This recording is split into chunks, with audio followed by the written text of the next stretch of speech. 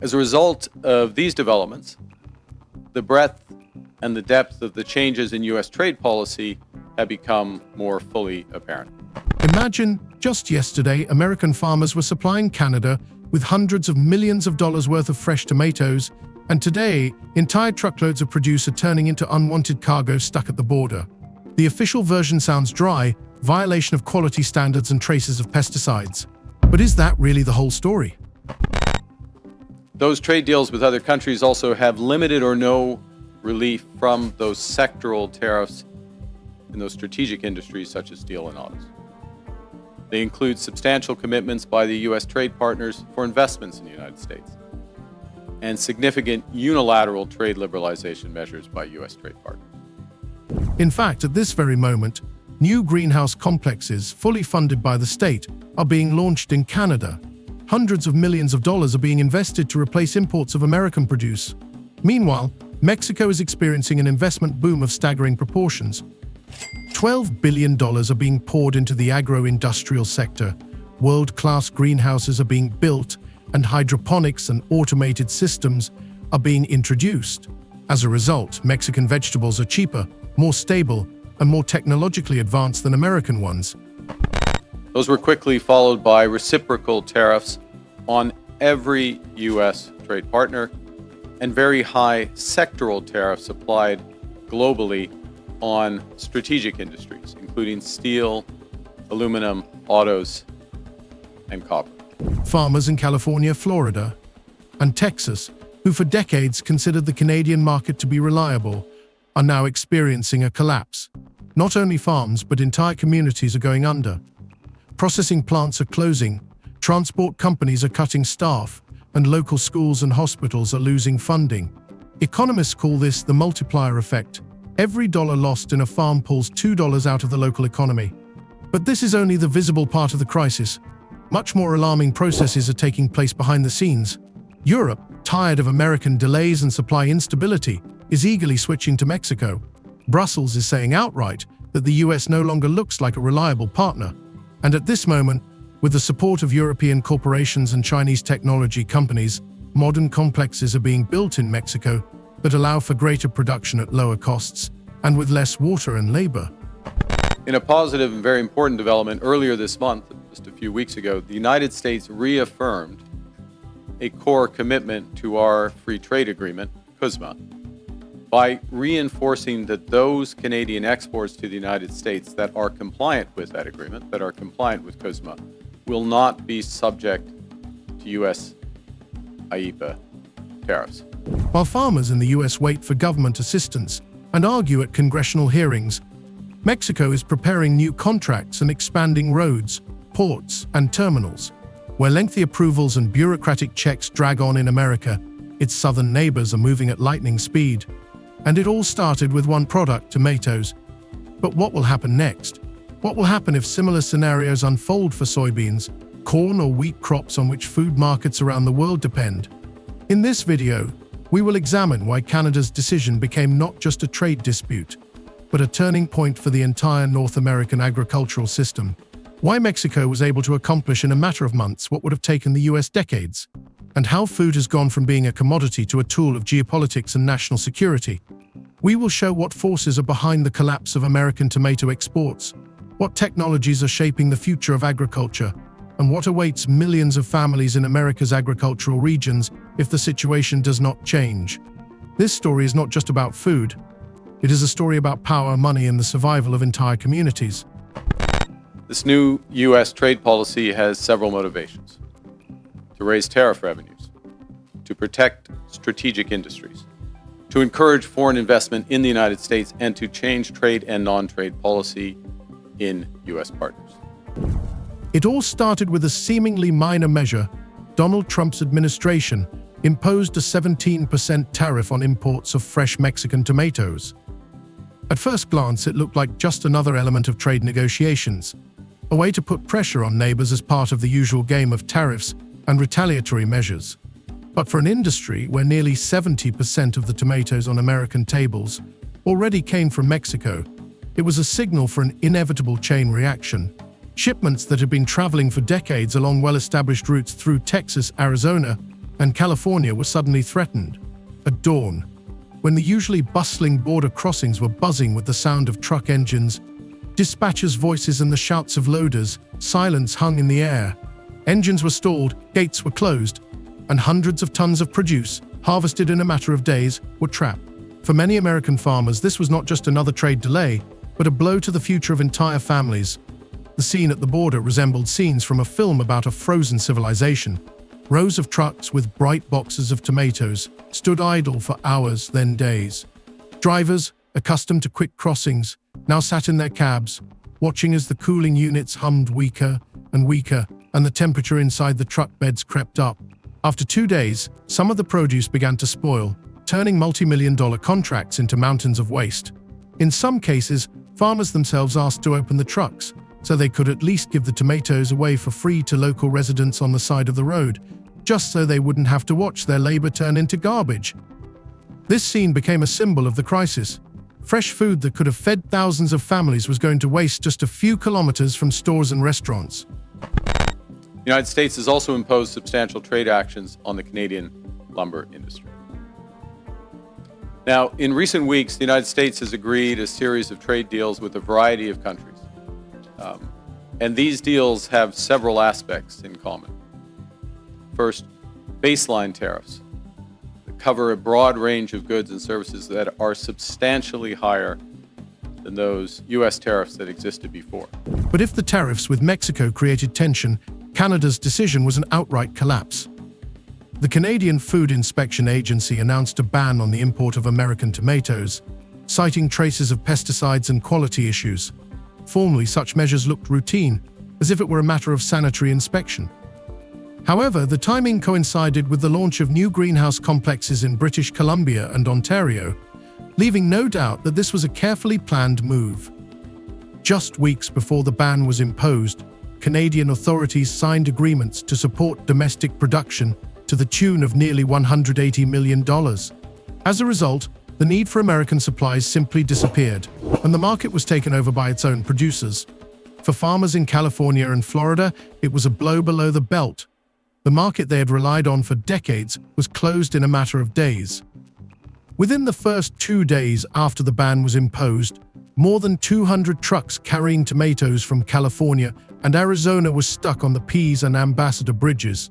According to official data, $340 million worth of produce was stopped in the first 3 days alone. But behind the dry figures were real lives. Nearly 2,400 farming families depended on this source of income. This money went toward mortgages, school bus fares, rural clinics, and the salaries of tens of thousands of seasonal workers. When the money stopped coming in, the entire fabric of the rural economy began to unravel. The fictional details only reinforced the reality. In some counties in central California, up to 30% of farmers were on the verge of closing their farms in a matter of weeks. Newspapers wrote about cases where farmers left their fields unharvested because they knew that even if they harvested their crops, it would be impossible to sell them. Rusty tractors stood idle on the roads, and cafes, where farmers usually discussed fertilizer prices and harvest forecasts, were now filled with oppressive silence. In one small town that depended on tomato exports to Canada, stores stopped accepting local food coupons because shoppers didn't even have enough money for basic goods. It wasn't a gradual decline, but a rapid fall into the abyss. But even harder on people's morale was the realization that they had been deliberately pushed out. If at first it seemed that this was a temporary dispute, it soon became clear that Canadian greenhouses, built with government money, were making up exactly the amount of tomatoes that had previously come from the US. In other words, American farmers were simply removed from the equation. In the corridors of agricultural conferences, this was called quiet expropriation, when it is not bullets or fires, but bureaucratic decisions that kill entire industries. As in previous trade disputes, Canada has implemented a series of retaliatory tariffs. Their objectives have been to protect Canadian workers and businesses and to incentivize a negotiated settlement with the United States. Few other countries followed suit. The second point of the plan was the depth of the blow to American producers. Unlike abstract trade wars, the lives of real communities were at stake here. The statistics were grim. tens of thousands of tons of tomatoes destined for the Canadian market remained in warehouses. In some areas of California, farmers were forced to dig trenches to bury unsold crops because processing plants could not handle such large volumes. According to fictional but realistic surveys, up to 45% of farmers in the region reported their willingness to abandon tomatoes as their main crop and switch to less profitable but more predictable grains. This was tantamount to capitulation in the battle for market share. The timing was particularly painful. When the Canadians closed the border, American farmers were already under pressure from tariffs with Mexico. On the one hand, they were losing the northern market, and on the other, they were facing rising prices for imported tomatoes within the US, which had to compete with cheaper Mexican ones. The shelves of stores in Chicago and New York were stocked with bright Mexican fruits at prices lower than local farmers could afford. Buyers naturally chose the cheaper option, and American tomatoes remained unsold even on the domestic market. Thus, the crisis that began at the border quickly spread to the interior of the country. If we add some fictional touches, the picture becomes even clearer. Within 6 months, the unemployment rate in California's agricultural counties rose by 27%, and land prices in some areas fell by 15 to 20%. Banks began to refuse loans, considering farmers too risky borrowers. Newspapers published stories about families who had run farms for 3 generations and were now forced to sell their land for next to nothing. And all this happened in a matter of months, following a single decision by a Canadian agency and the construction of a couple of new greenhouse complexes. And to these ends, the United States has announced a series of trade actions. Those began near the start of this year with the so-called IEEPA tariffs against Canada and Mexico based on U.S. concerns about the border and fentanyl trafficking. As a result, American farmers found themselves in a situation where every morning brought new losses. They lived in a state of constant anticipation. Maybe the border would reopen, maybe the tariffs would be revised.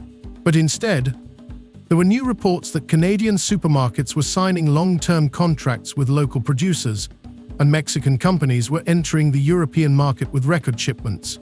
And in this race, the US increasingly looked like a country that had lost not only in politics, but also in the very essence of agricultural production. Mexico did not wait for the dust to settle after the trade conflict. At a time when American farmers were frozen in uncertainty and Canadian greenhouses were beginning to operate at full capacity, its southern neighbors quickly turned the situation into an opportunity. Within a few months, a flood of investment totaling $12 billion poured into the agricultural regions of Sinaloa, Sonora, and Baja California. A flood of investments poured in, totaling $12 billion. This money was not only spent on the construction of greenhouses. Almost 2/3 of the funds were directed to modern hydroponic complexes equipped with automatic systems for controlling lighting, moisture, and nutrients.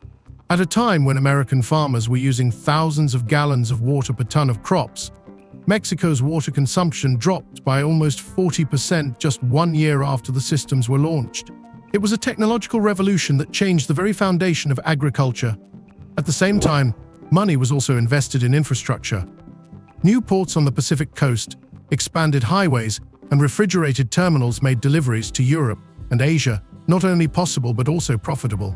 Whereas Mexican producers had previously worked mainly for the US market, their products were now on the shelves of supermarkets in Germany, France, and the Netherlands.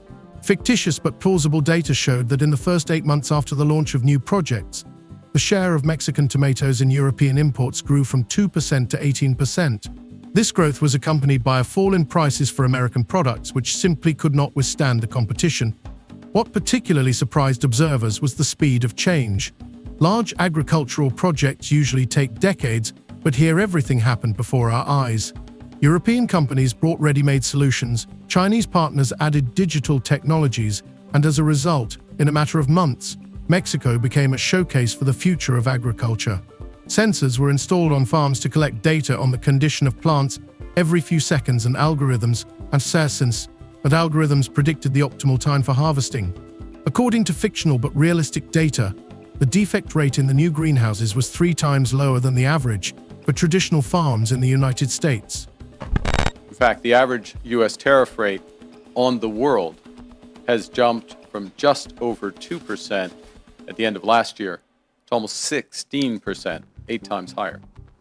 16% currently. But it wasn't just about production.